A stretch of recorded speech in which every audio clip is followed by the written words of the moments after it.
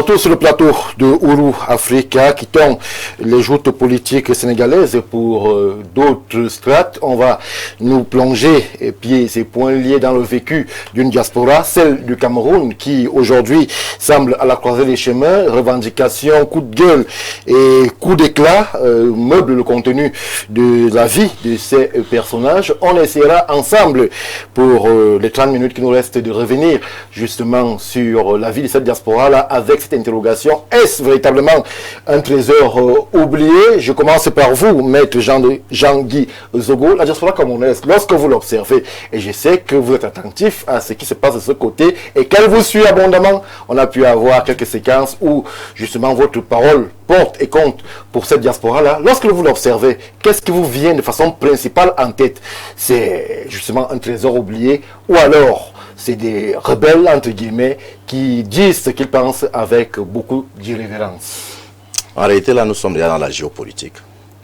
Et la géopolitique, c'est la politique de la géographie. C'est-à-dire qu'en réalité, il s'agit de la gestion dans toutes les matières des avantages naturels comparatifs. Et lorsque vous regardez comment les plus grands pays au monde se sont construits et maintiennent leur puissance, vous verrez qu'ils s'appuient sur leurs compatriotes de l'étranger. Ils les prennent au sérieux. Nous sommes les seuls à avoir loupé le rendez-vous civilisationnel de la gestion des hommes. Parce que je suis un peu choqué de constater que la diaspora dont vous parlez, d'abord je n'aime pas trop le mot diaspora, je préfère dire les compatriotes de l'étranger. Ce n'est pas un trésor oublié. C'est exactement à l'instar de notre or. Vous savez ce qui se passe avec l'or camerounais, non? Non, moi je sais pas. Il semblerait que les pays qui importent chez nous n'ont pas les mêmes quantités que celles que nous on importe chez nous, on exporte chez eux. C'est ça la diaspora. La diaspora camerounaise. C'est vrai que c'est un exemple qui. La diaspora camerounaise est la victime d'une absence de vision ou d'une vision qui n'est pas dans l'intérêt des populations camerounaises et du Cameroun. C'est tout. Parce que quand vous regardez comment la Chine a fait pour faire le transfert de technologie, la Chine s'est appuyée sur les compatriotes de l'étranger qui allaient se former et revenaient. C'est vrai. La diaspora camerounaise, comme vous l'appelez, les Camerounais de l'étranger font partie dans tous les domaines de l'intelligence humaine des meilleurs dans le monde. Comment on fait pour avoir les meilleurs dans le monde qui sont exploités ailleurs, mais qui semblent représenter dans leur propre pays une menace? Simplement parce que nous sommes dans un système qui a exalté la médiocrité. Et parce qu'il exalte la médiocrité, il est réfractaire. Cette diaspora semble beaucoup critiquer et avoir un avis sur tout, arriver souvent aussi avec un peu de condescendance. Rappeler qu'on aurait pu faire ci, pu faire ça aux dirigeants, et cela semble ne pas beaucoup plaire au régime en place. C'est vous qui voyez la condescendance. Moi, j'ai des amis qui vivent en Europe, aux États-Unis, en Asie. Quand ils arrivent au Cameroun, si tu ne me cherches pas, je ne sais même pas que tu es là. C'est vous qui donnez l'impression. Je dis toujours que c'est la manière dont vous vous présentez à quelqu'un qu'il vous traite. En réalité, quand les Camerounais de l'étranger arrivent au Cameroun, comment sont-ils accueillis? Quelles sont les politiques publiques de capitalisation de leur présence à l'étranger qui ont été mises en place en 43 ans? Parce qu'il y a aussi un problème. On construit une mentalité. Oui. Et 43 ans, on a l'impression que c'est 43 jours. C'est presque un demi-siècle. Vous tenez un pays pendant un demi-siècle, forcément, vous allez avoir un impact sur l'évolution de la mentalité des gens. Nous sommes les seuls à avoir des compatriotes qui cassent les ambassades. Moi, je n'ai pas vu ça. Quand je vois comment le président américain est honni chez lui, comment le président français est honni chez lui, mais je n'ai pas vu des Français casser leurs ambassades, je ne vois pas des Américains casser leurs ambassades. En 43 ans, on a construit une mentalité dans laquelle les gens n'ont aucun respect de la chose publique. Et ce manque de respect de la chose publique s'exporte également. C'est vrai que dans certains pays... La diaspora rappelle quand même que justement, on peut faire mieux en termes de gouvernance. Elle le dit à sa manière. Voilà. Mais sauf que il y a un... Moi, je dis toujours que dans ce genre de situation, il faut aussi mettre un bémol. La responsabilité des pouvoirs publics dans la construction de la mentalité, c'est une chose.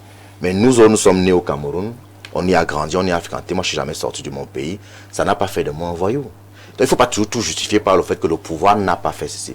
Je voudrais quand même que les gens se rappellent que, quels que soient les griefs qu'on peut avoir envers ceux qui dirigent son pays, il faut respecter les l'image de son pays. Parce que je vous ai pris l'exemple tout à l'heure des Américains, des Chinois et autres. Quand on n'est pas d'accord, même lorsque les Russes disaient que non, Vladimir Poutine est un dictateur, vraiment, il a confisqué le pouvoir en Russie.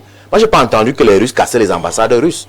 Donc, à un moment donné, ils doivent, les compatriotes de l'étranger doivent développer une ingénierie de contestation de l'ordre établi sans avoir forcément à édulcorer l'image de notre pays. Merci. Bonsoir Stéphane Barga, bonsoir au panel de ce soir.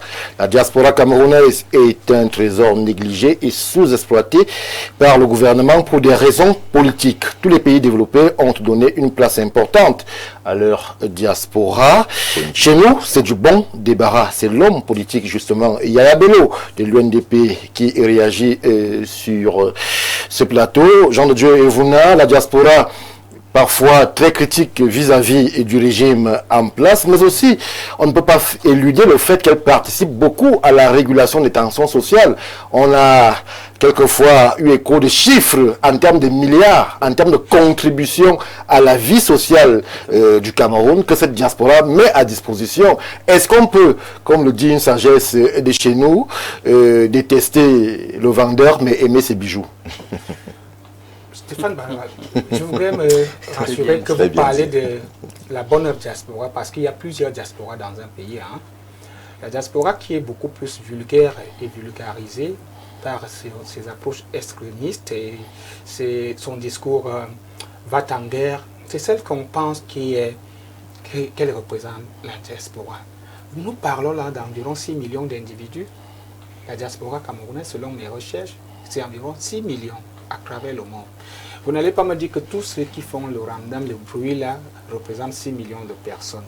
Et lorsque vous parlez du poids, voilà le poids sociologique qui est toute une nation. Ça veut dire, comme l'a dit le maître Jean-Guy Zogo, c'est-à-dire la géopolitique, c'est la géographie. La politique de la géographie. La politique de la géographie. Vous voyez donc que la diaspora camerounaise, elle seule représente déjà toute une nation. C'est un pays, même de la sous-région, quand on parle de 6 millions d'individus.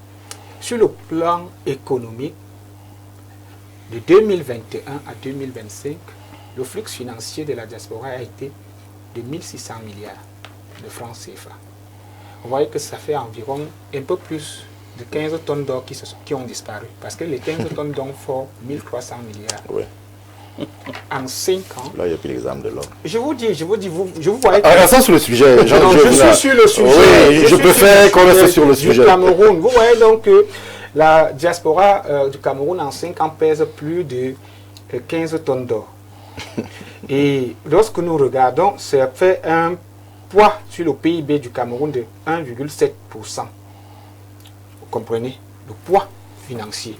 Et je vais vous surprendre encore que une organisation qui joue les prêteurs, je ne voudrais pas la citer, que vous connaissez, qui nous apporte des appuis, disons des appuis budgétaires, nous a donné en 5 ans 500, entre 2021 et 2025, 570 milliards comme appui budgétaire. Dans la même période, la diaspora nous donne comme flux financier 3 fois plus. Je parle du FMI. Ça veut dire que nous, il faut que ce soit, qu'on puisse dire, qu'on puisse parler de la vraie diaspora. Celle qui contribue et qui pèse.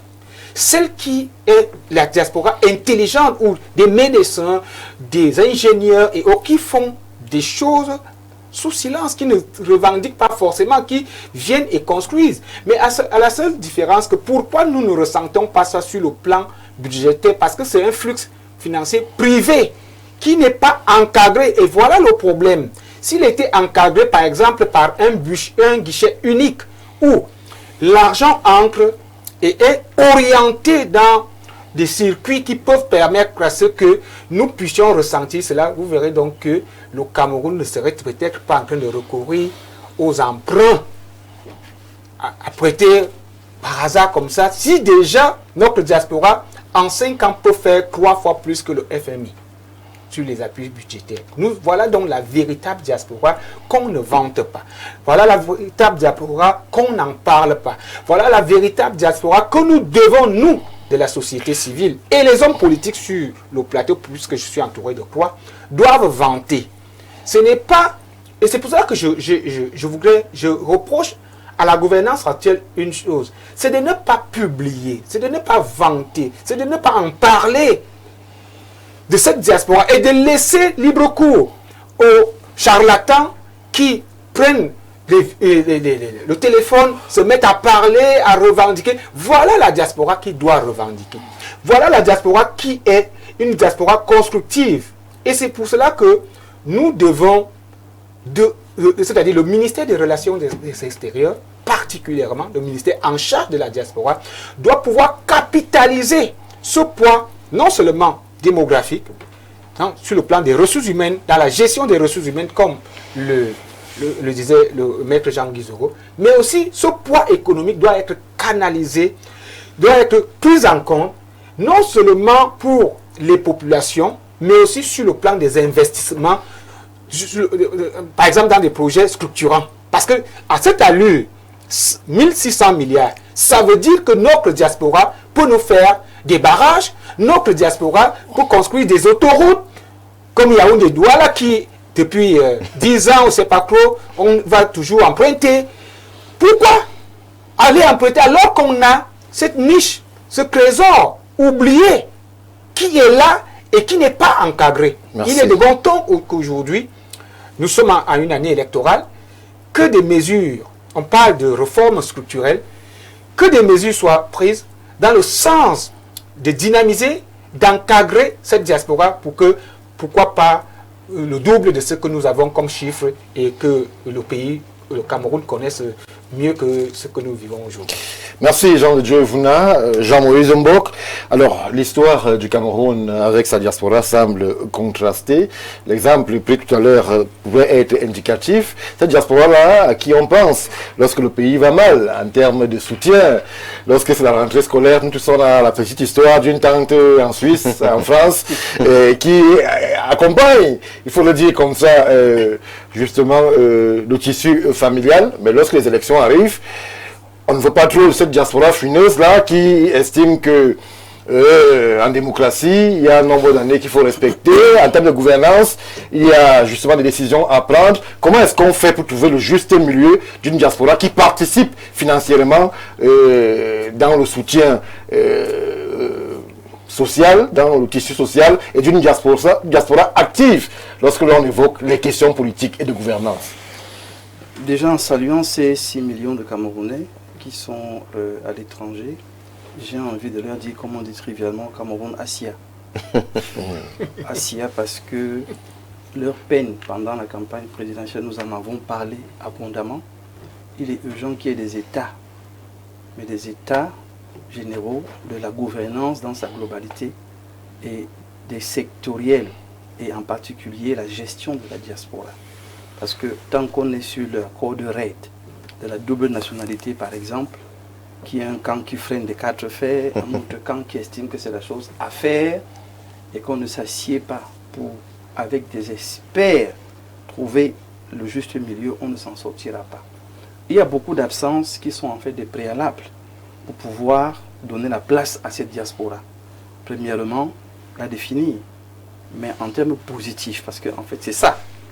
Mettez la diaspora désœuvrée, hystérique, fortement tribalisée de côté. Mais celle-là, elle existe aussi, et puisque c'est elle que certains, je dis bien certains de nos partenaires, écoutent et reçoivent, qui sont cette diaspora que vous décrivez d'hystérique, c'est elle-là qui donne son ressenti et parfois le ressenti à certains de nos partenaires internationaux. On connaît l'exemple où parfois ce sont ces acteurs assez irrévérencieux de la diaspora qui interpellent des chefs d'État en plein salon de l'agriculture et qui sont écoutés et qui font réagir les institutionnels. Le président Macron a été interpellé par un individu lors du sommet de l'agriculture, du salon de l'agriculture en France. Le président Macron lui a répondu avec les termes qui étaient les siens. Ça veut dire qu'à ce niveau, il y a des relais d'opinion qui sont dans cette diaspora que vous voulez écarter en tant qu'acteur politique. La nature a horreur du vide.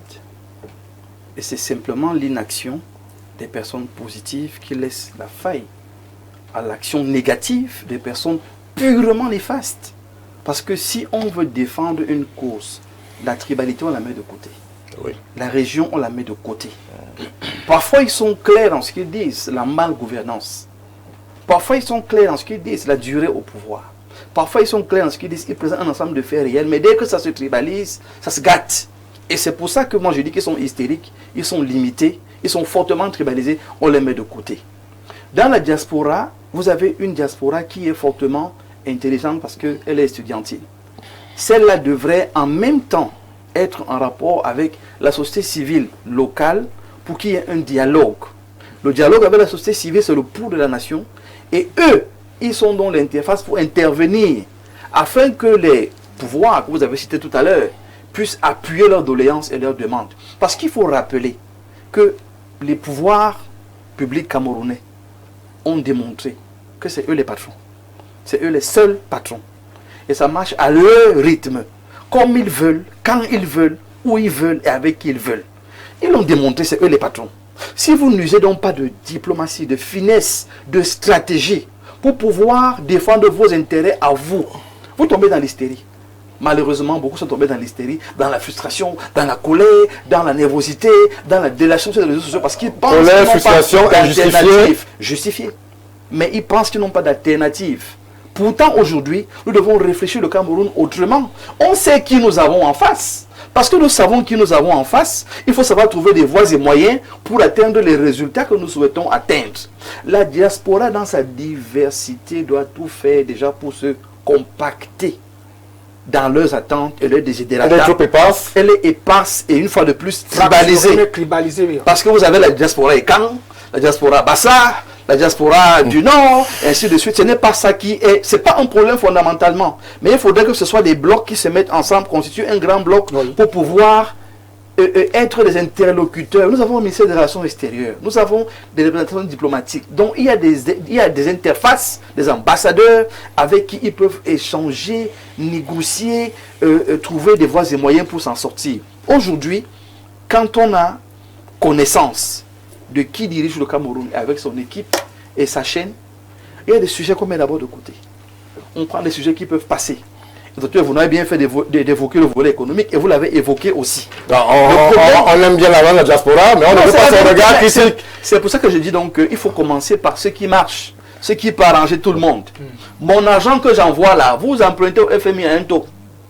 Si je me mets à envoyer mon argent et on le fait de manière concertée, qu'est-ce que nous gagnons en retour? Voilà ce que la diaspora peut négocier aisément dans ce pays et ça va marcher. Mais le problème c'est que la diaspora... Vous demandez à un Camerounais de négocier quelque chose dans son pays. Est-ce que ce n'est pas un double discours, Jean-Maurice, que vous tenez? Quel est le problème, Stéphane? Lorsque le Camerounais veut négocier... On fait comment? C'est gratuit? Pardon? Les emprunts obligataires. Les emprunts obligataires, c'est pas gratuit. Oui. C'est l'argent qu'on emprunte de l'intérieur. Oui. C'est ça donné. Oui. Mais vous voyez, on a un problème en Afrique. Moi, ça m'embête un peu. Vous avez un avocat dans la famille. Va gérer ce dossier, vous ne donnez pas d'argent. Oui. Mais quand on prend un avocat à l'extérieur, on se mobilise et vous frustrez votre frère à l'intérieur. Oui. C'est des choses qu'il faut qu'on change. Quand on parle business, parlons foncièrement business. On peut parler vers le FMI, demander qu'il nous trouve de l'argent à un taux. Et puis maintenant, on a la diaspora qui peut nous trouver cet argent. On dit, oh non, c'est la famille, il faut envoyer comme ça, ce n'est pas juste. Parce que moi, j'ouvre des pistes qui permettent d'établir un dialogue. Parce qu'il y a une crise de confiance entre la diaspora et les dirigeants locaux. La double nationalité, là, s'il commet une gaffe, on le saisit comment? On le contrôle comment? S'il a recours à son autre pays, on le prend comment? C'est des problèmes qu'il faut contenir. Mais pour arriver à ça, il faut qu'on embrasse des problèmes sérieux.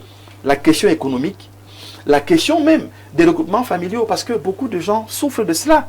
De la diaspora. Quelqu'un arrive au Canada, il est bien installé, il est médecin, il faut que sa famille vienne. Il se retrouve à se battre tout seul. Les pouvoirs publics le laissent donc entre les mains des gens que nous connaissons, qui font un business. Ça, c'est des éléments qu'on peut traiter. Le troisième élément, c'est préparer le retour de la diaspora en termes de logement, d'investissement, dont la prise de part dans les entreprises nationales.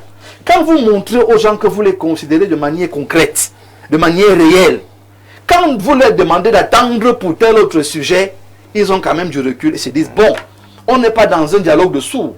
Parce qu'on a mis 5 dossiers sur la table, 3 ont été pris en compte. Je vais simplement dire à la diaspora aujourd'hui, changez de fusil d'épaule. Ne tenez pas à entretenir un échange sur un volet que vous savez que ça ne marchera pas. CFA, ça va bientôt faire 10 ans qu'on tourne sur l'affaire de nationalité là. Laissez d'abord ça de côté. Merci. Alors, ce qui peut marcher, construisons ce qui peut marcher. Et disons à la diaspora camerounaise, ne suivez pas les fauteurs de troubles, les agités, les gens qui veulent le déranger. Vous pouvez vous constituer, être une force et venir apporter un plus comme vous voyez ailleurs. Ça peut facilement se faire ici. Bonsoir une fois de plus à vous. La diaspora camerounaise n'est pas réellement oubliée, mais elle reste largement sous-valorisée. Si elle était pleinement mobilisée, elle pourrait devenir un moteur d'investissement, un réservoir d'expertise et un outil d'influence internationale pour le Cameroun.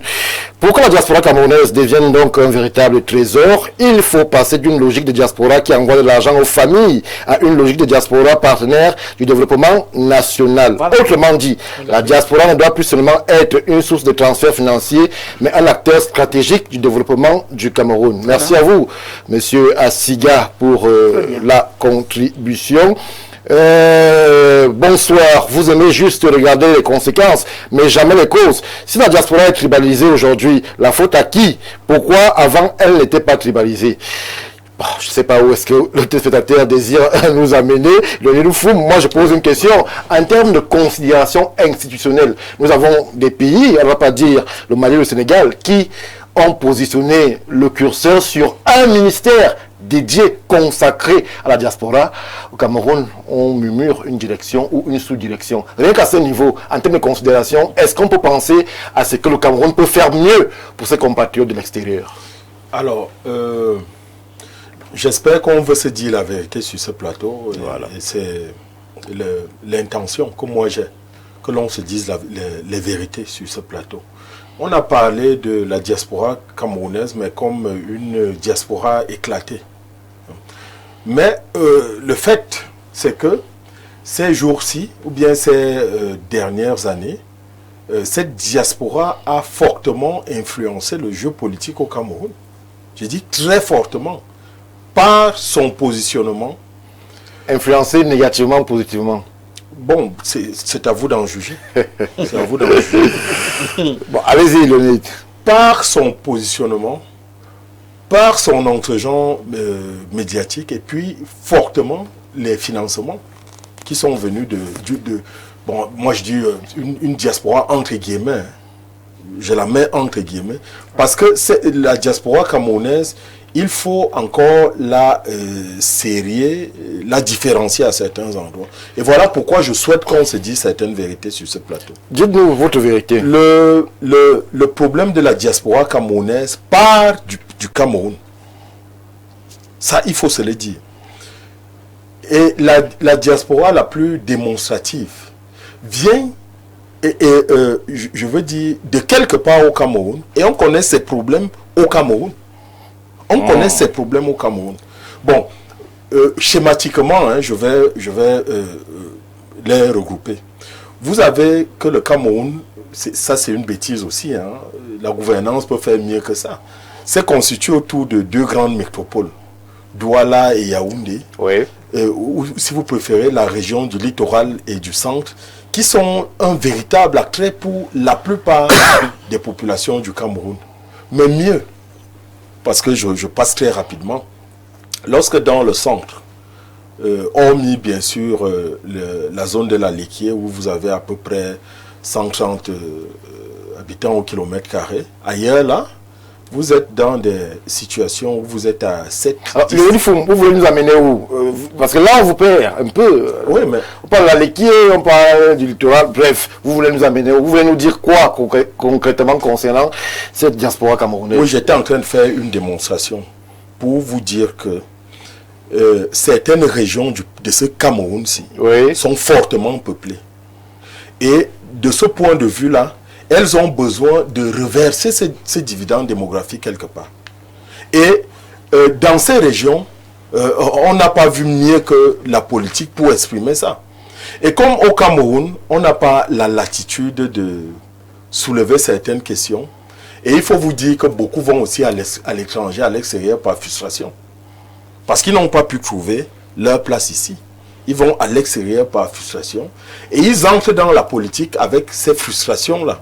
Justement parce que de l'intérieur ici, ils sont incapables de faire évoluer les choses. Mais je disais, j'allais schématiquement pour vous faire comprendre que ces peuples-là, sur le plan économique, se sont accomplis. Ils se sont accomplis. Et quand, sur le plan économique, on s'est accompli, mais on a envie de prendre le pouvoir. Et c'est ce qui se passe au Cameroun avec certaines populations que vous pouvez exactement identifier. Donc, ça nous amène à la différenciation. Est-ce qu'il est interdit de prendre le pouvoir? Non, il n'est pas interdit de prendre le pouvoir. Mais il faut prendre le pouvoir avec la manière. Il faut avoir de la manière, des méthodes bien senties quand vous prenez le pouvoir. Il faut aussi montrer à vos compatriotes, à vos vis-à-vis, que vous n'êtes plus une menace pour eux. Si vous venez là avec un instinct grégaire, vous dites que bon, quand nous on va arriver au pouvoir, on va unifier les terres. Les gens se plaignent dans la région du Mungo que bon, ils ont été envahis, il y a ceci. Il faut aussi tenir compte de ça. C'est des Camerounais qui s'expriment. Vous pouvez avoir raison du fait du nombre, mais si des gens arrivent à vous dire quelque part que mais, vous avez empiété sur nos terres, écoutez-les. Écoutez-les. Parce que vous n'êtes pas plus Camerounais que. Donc, c'est ce que j'ai envie de dire, qu'à un moment, dans l'approche de la question de la diaspora au Cameroun, il faut se dire la vérité. Que la diaspora qui fait du bruit, qui finance fortement l'opposition, et qui vous finance une certaine opposition. Pourquoi? Et qui veut. Vous savez, l'histoire ne ment pas, je chute par là. L'espace vital dans la vie des peuples, c'est essentiellement conquis par des faits de guerre. Et c'est pour cela que vous entendez cette diaspora dire qu'il faut une guerre au Cameroun. Merci, Elie Nfoum. Alors, là, on est justement dans le vrai, dans le hard, lorsque l'on évoque la diaspora camerounaise, mais on va aussi faire attention désormais au temps. Il nous reste à peine 7 minutes. On sera concis et précis lors des prochaines prises de parole. Jean Diouvna, la diaspora camerounaise, un trésor oublié, c'est la réflexion qui irrigue nos pensées ce soir. Comment est-ce qu'on fait donc pour amener ceux-là qui peut-être auraient perdu ces liens affectifs avec la mère patrie? Comment est-ce qu'on les ramène sur la table de discussion pour pouvoir construire le Cameroun émergent, prospère que nous souhaitons tous? Monsieur Mbarga, dans mes différentes recherches, j'ai quand même été surpris que le gouvernement actuel, justement le MINRES, a créé en mars 2025 ce qu'ils ont appelé la stratégie nationale de mobilisation de la diaspora, lancée en mars 2025 avec des objectifs clairs. Donc il faut aussi le souligner ici que quand quelque chose est bien d'une certaine manière, ça veut dire qu'ils y pensent, ils comprennent le poids démographique, le poids économique et le poids stratégique que cela avec pour objectif la création. Alors, on n'est pas là pour faire justement la communication du MIREX. Je ne fais pas la communication. Vous m'avez demandé qu'est-ce qu'on fait. Justement, il y a l'OIM qui est un organisme international pour les migrations. Il y a d'autres organismes qui se sont joints pour la création de cette stratégie nationale de la mobilisation de la diaspora, ce qui est louable pour nous qui sommes ici et qui pouvons dire, en tenant compte de tout ce qui a été dit sur la table, c'est-à-dire en l'occurrence ce que le docteur Mbok disait et le président de panafricanisme, le maître Jean-Guy Zoro. Nous tenons compte de tout cela, mais ce qui est déjà lancé doit être apprécié. C'est ça le rôle de la société civile. C'est-à-dire, quand c'est mal fait, nous disons que c'est mal fait. Quand c'est quand même bien fait, c'est-à-dire qu'il y a un début à quelque chose, si le MINREX a pensé à créer, avec des organismes de migration, cette stratégie de mobilisation de la diaspora, ça veut dire qu'il y a des objectifs sur la question de la double identité, certainement, sur la question d'investissement, non plus pour les ménages, mais maintenant pour des projets structurants, et nous espérons que ça ne va pas accoucher, cette montagne ne va pas accoucher d'une souris. Merci, bonsoir. Le Cameroun a un seul problème, l'excès de corruption. La diaspora a d'énormes difficultés pour pouvoir faire des affaires. Nous tenons à préciser que cette contribution nous vient de Caen. Caen, c'est une ville française. et c'est monsieur, on va dire Bonaventure, puisqu'il n'a pas donné son nom. Voilà la question que pose le modérateur, négativement ou positivement. Mais ces derniers temps, la diaspora ne veut plus le système en place et le fait savoir. Et lorsqu'il se comporte comme ça, on la classe comme une diaspora négative. On considère la diaspora positive, celle qui est avec le système en place. Reconnaissons que c'est le système en place qui amène une certaine diaspora à se comporter comme les voyous que nous observons là. Merci pour la contribution. Elle n'est malheureusement pas signée. En 1 minute 30, Maître Jean-Guy Zogo, comment est-ce qu'on ramène les enfants, tous les fils du Cameroun, comment est-ce que l'UPA les ramène sur la table de discussion? L'UPA a un projet de société dans lequel il est effectivement prévu des mécanismes de prise en compte du poids des compatriotes de l'étranger. Mais le problème, c'est que quand tout à l'heure le docteur Evuna nous évoque quelque chose qui a été créé en 2025, de 1982 à 2025 quand même, ça fait beaucoup. Ça donne une impression de gouvernance horoscopique. Parce qu'à la réalité, je vous ai dit que la géopolitique, c'est la politique de la géographie et il y a la géographie humaine. Et tout à l'heure, lorsque le président Foum parlait des causes internes, de ce que nous voyons à l'extérieur, parce qu'on exporte juste les rivalités que nous avons ici, c'est que ceux qui nous gouvernent n'ont pas compris que l'être humain est un élément d'expression de la puissance civilisationnelle. Et je vous ai dit que les autres se sont construits avec ça.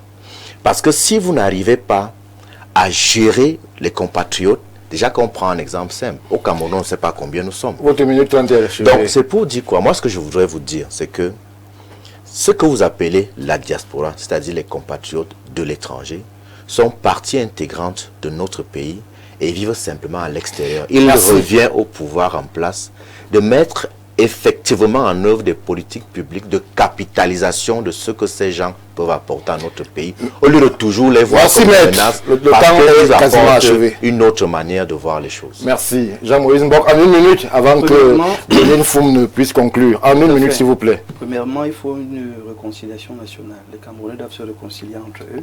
Deuxièmement, il faut des États, parce que les États vont entraîner un climat de confiance, un climat de sérénité, et la transparence pourra revenir. Troisièmement, il faut un dialogue social, parce que les choses sont faites sans consulter quiconque. Et la preuve, c'est qu'on a un document de 2025 dont on n'avait même pas parfaitement connaissance. Et je suis sûr que ceux de la diaspora qui nous suivent n'ont pas été conscients de cela. Et là, ça amène dans la faiblesse de la communication gouvernementale quant aux actions qui sont posées. Ça doit être corrigé. Il faut également que la vision... La minute est achevée. S'il vous plaît. Elle est achevée, Jean-Maurice. Il faut que la vision nationale soit expliquée, qu'elle soit connue. Il faudra qu'il y ait une préférence technique. Quand on a besoin d'un expert à l'étranger, on choisit d'abord les Camerounais. Il faut qu'il y ait des ouvertures pour que les financements et l'argent de la diaspora puissent investir et les intérêts revenir à leur famille. C'est des mécanismes qu'on peut créer. On va en reparler. Moi, je pense qu'il faut un État qui soit arbitre entre les Camerounais. Parce que l'enrichissement de certaines strates sociales, même pas, mais je veux dire, quand vous voyez la sociogenèse de l'enrichissement chez nous, fait que ceux qui ont l'argent là créent de fortes disparités et s'organisent dans la société pour influencer un certain nombre de choses. Ça, c'est d'un. Donc, quand justement on a beaucoup d'argent, on est orgueilleux, on va assimiler les autres, on veut les dominer. Première chose. Et ça, c'est l'État qui doit résoudre ce problème. Il n'est pas question que... parce qu'on voit que les emplois publics, hein, prenons un peu le secteur du commerce. Les gens le phagocytent totalement. Ils se font de l'argent qui se passe sous le manteau et ils font ce qu'ils veulent. L'État, là, il regarde, il ne fait rien. C'est ça qui crée des problèmes. Première chose. Non, non, je chute. Hein. Rapidement, en 30 secondes, le temps est achevé. Deuxième chose, justement, quand on a de l'argent, on est orgueilleux. Mais pour que nous construisions le Cameroun ensemble, il faut être très modeste. Merci. Bien très modeste. Merci, Denis Foum. On n'a pas la prétention d'avoir tout dit concernant justement cette problématique inhérente à la diaspora camerounaise. On pourra revenir sur justement toutes ces disparités qui ont pu être observées ici et là sur le positionnement politique et même idéologique quant à la vision du Cameroun par cette diaspora-là. On le met justement, on met cette réflexion en stand-by et on va vous dire merci d'avoir regardé cette édition de Ouro Africa. Le rendez-vous lundi prochain sera 21h à Yaoundé au Cameroun.